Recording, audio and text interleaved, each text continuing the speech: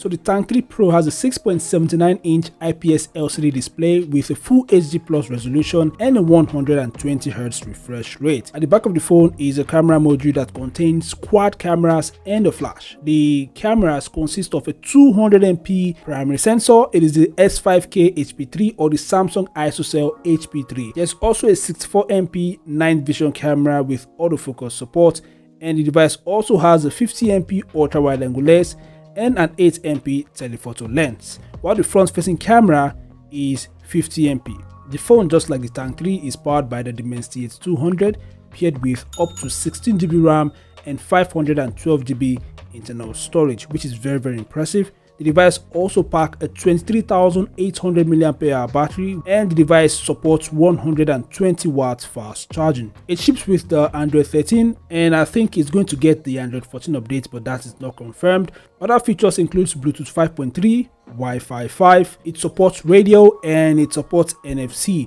The device is also rated IP68 and IP69K, meaning it is resistant to water and dust, and it's also resistant to high pressure water jets. The device is also military grade standard 810H certified, which means the durability of the device has been tested in different environmental conditions. Also, the phone features IR Blaster. It has a 3.5mm headphone jack, which is very nice.